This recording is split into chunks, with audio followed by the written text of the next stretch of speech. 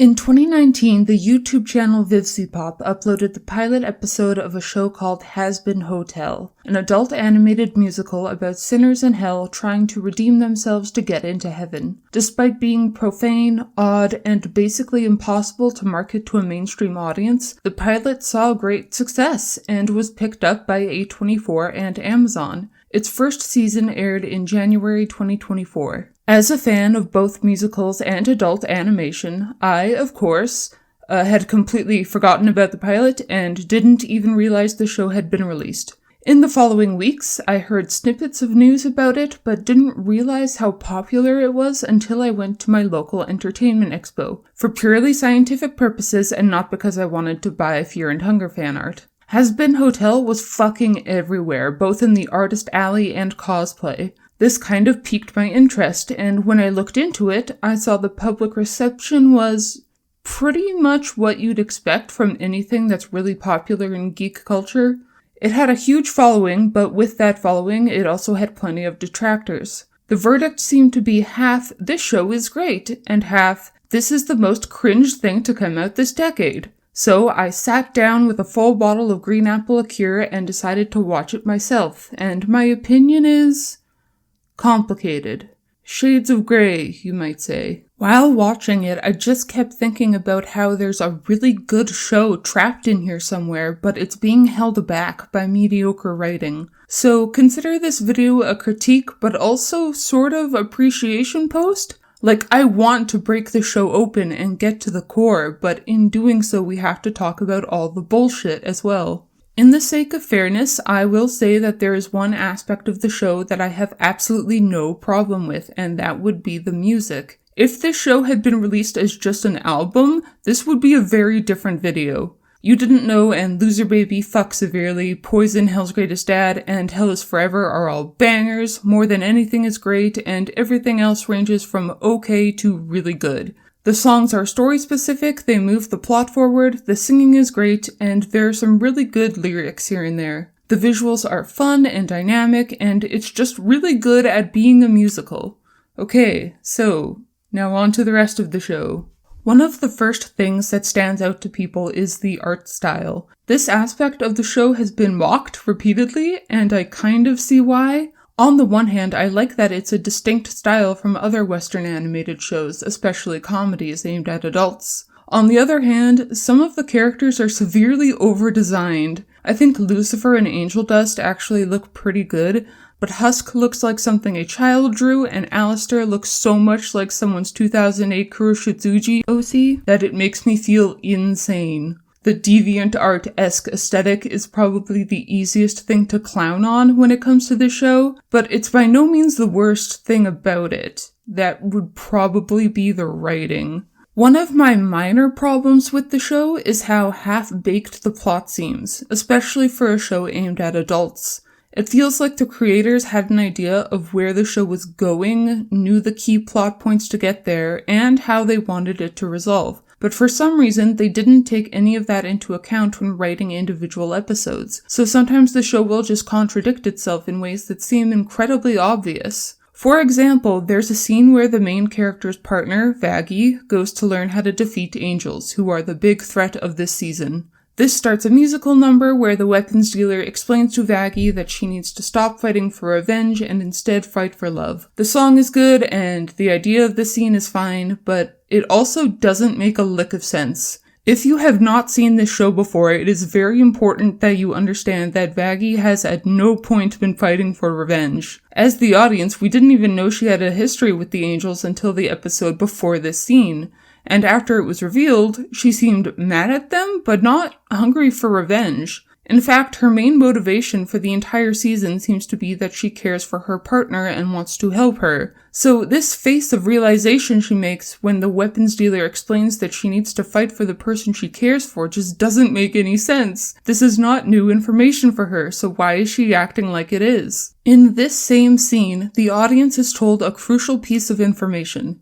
Angels can only be harmed by angelic weapons. Those are the exact terms and the exact stakes. It is explained very, very clearly that angels fight without armor and with little defense because they can only be harmed by angelic weapons. They've been allowed to execute demons with almost no issue for thousands of years because the only thing that can harm them is angelic steel, which is not easy to get. The main characters are only equipped to fight after they have been given angelic steel by this arms dealer. But then that just doesn't matter. The angels can totally be harmed by things other than angelic weapons, even though we are told in no uncertain terms that that's not the case. People are fighting with their usual weapons, and it doesn't look like they've been upgraded at all. Did that happen off screen? Then a building falls on one, and she seems pretty harmed by it. She loses her goddamn arm for fuck's sake. Based on what we were told, I was expecting it to be a badass scene where all of this rubble falls on her and then she just gets up like it's nothing.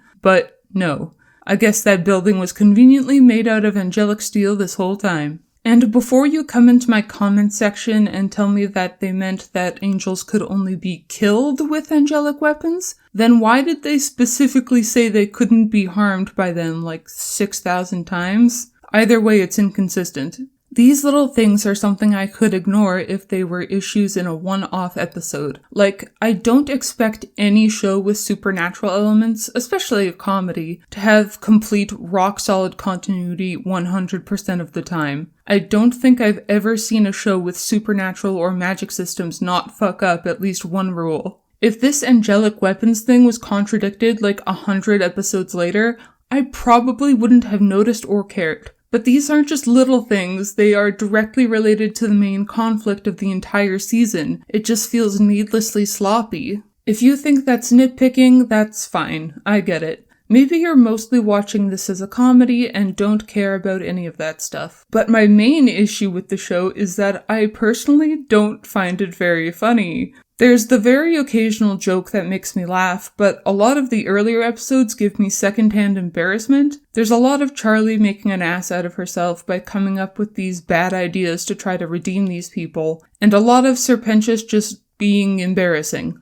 I'm not a fan of that style of humor, and I don't think the rest of the comedy is much stronger. A lot of it feels weirdly juvenile, like I can see the punchlines coming from a mile away, or sometimes the joke is just that someone says something sexual. Not even like a sexual joke, that's fine with me personally, but sometimes the sexuality is supposed to be the joke, as though it's pushing taboo to have adult content in an adult show.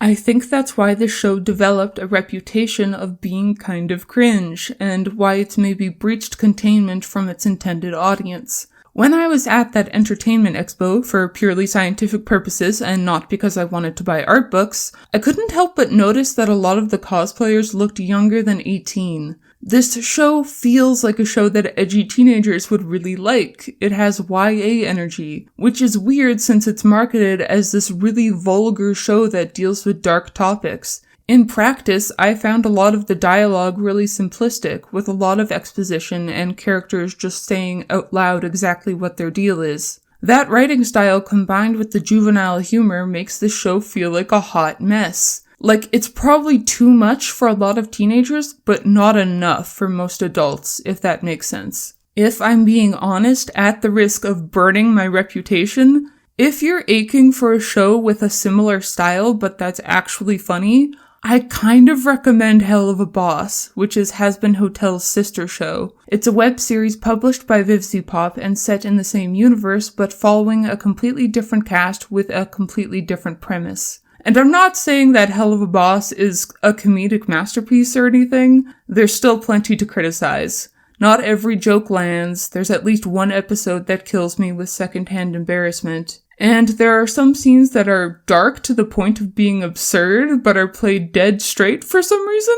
If you hate Hazbin Hotel because it's over the top and they say the fuck word, you will hate this show just as much. With all of that said, I watched these two shows back to back, and the disparity of quality was shocking despite them being so similar. I just think that Helluva Boss has better jokes, better dialogue, more interesting characters, it looks better in every conceivable way, and feels more age-appropriate most of the time. The universe also feels a bit more cartoony, and I'm therefore more willing to suspend disbelief when some stupid shit happens.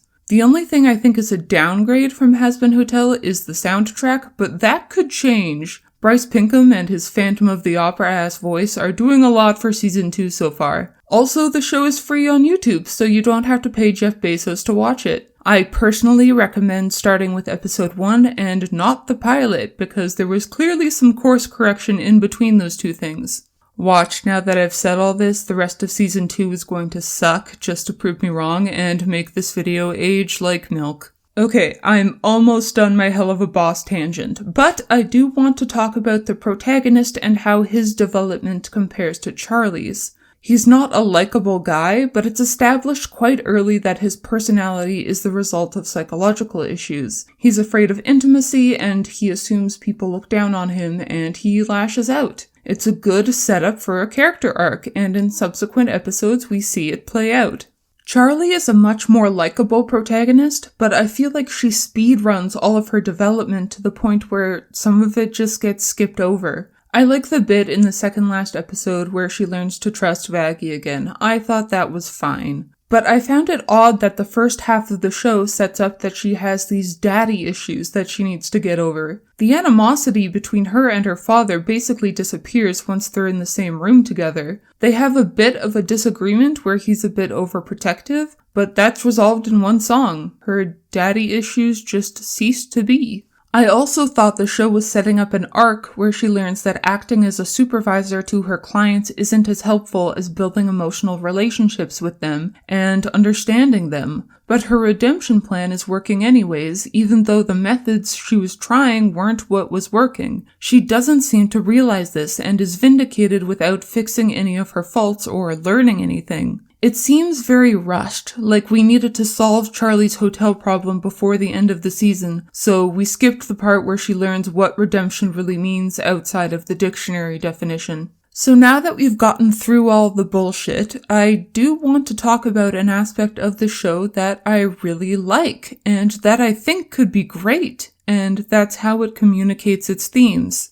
In this show's universe, many citizens of Hell don't actually like the idea of redemption. Many are set up as antagonists, and even more are used as background comedic characters to show how brutal Hell is. I'm bringing this up because while I was looking up stuff about this show, I heard a reviewer say that because the denizens of Hell are so horrible, the angels should actually be in the right for wanting to get rid of them. I don't think I've ever heard someone miss the point of something so badly. Like, the point is that if you declare an entire group of people to be undeserving of humanity, and then use that declaration to justify the persecution and genocide of that group of people, you aren't actually making anything better. It's just perpetuating a cycle of misery. It probably feels good to be righteously angry, and it can be darkly satisfying when someone you don't like is punished. I'm not immune to those feelings, and I honestly don't think anyone is. But I also don't want to live in a world governed by my least rational and most sadistic impulses. Lucifer tells Charlie that her people suck, and he's not wrong in a lot of cases, but they are still people, and it's wrong to rob them of any chance of redemption just because hating them feels good and just. Extermination is entertainment, as Adam puts it. The way the Angels' morality system works reminds me of how real-life hate groups start to get people on their side. They start with some sort of common enemy that everyone can agree is bad, and then slowly expand the definition of that enemy. Once the definition reaches far enough, innocent people start to fall under the umbrella of irredeemable, so their oppressors can justify their persecution while still feeling morally pure. Think of how in the court scene, Lute sees angel dust have one drink and declares that proves he has not been redeemed and deserves to still be in hell. The same fate given to serial killers is declared justified for angel dust because of one alcoholic beverage. The rules for getting into heaven are vague and not fully thought out because defining them would make the idea of redemption seem less impossible, as demonstrated when Adam half-heartedly creates his criteria, only to then immediately have angel dust meet those criteria. The hypocrisy of Adam and Lute is pointed out in the song You Didn't Know. Adam and Lute claim that hell is forever because sin is irreversible, but even though the morality of their actions is being very rightfully called into question, they see themselves as exempt from being sinners specifically because they are angels. It's a self-sustaining philosophy where they can never do wrong and demons can only do wrong. My personal philosophy on redemption has 3 principles. 1. Anyone can improve. 2.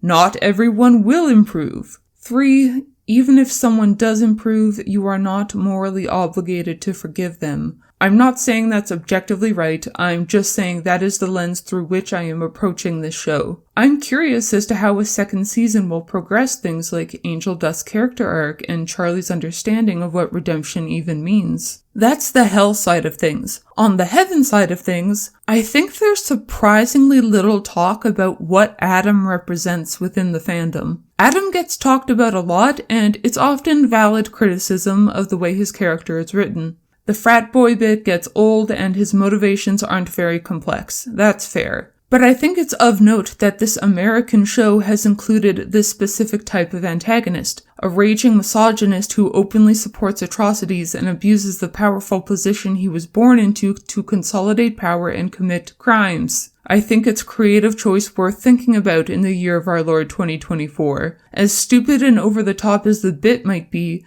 it does have some real-world parallels. I like the ideas on display here. I just wish they were in a better show. I've heard it said that Hazbin Hotel is like a Broadway musical about redemption, and I couldn't agree more. I agree to the point where I genuinely wish the story had come out as a Broadway musical, because I think that would have been a much better way of telling it. Cut the cringe, replace the over-the-top designs with stylized costumes, focus even more on the songs, and this would probably be a success. I mean, it was already a success, but it would probably be more watchable. As it stands, I kind of liked half of this season. The last 3 episodes basically abandoned being a comedy, which makes them far more enjoyable in my opinion. And I thought a lot of episode 4 was really good. Heck, I like the songs, and it's not like those are an insignificant part of this musical. Even though I wish it were better, I am insanely happy that this show even exists. The pilot being picked up and the later success of Helluva Boss were pretty significant wins for independent animation. I've also been thinking about my relationship with explicit art recently, probably because of all the Funger I've been playing, and I do have an appreciation for mature art and its ability to thrive despite being for an inherently niche audience. I like it when creative risks pay off, and I'm earnestly glad this show was a success. I'll definitely watch season 2 even if it's just for the soundtrack. Okay, so those are my thoughts on season 1 of Hazbin Hotel. It's kind of a mess, but I didn't hate it. I thought it was okay. Please let me know what your thoughts are in the comments, and if you liked this video, let the algorithm know by liking or subscribing. Thank you so much for watching, and I'll see you in the next one. Bye!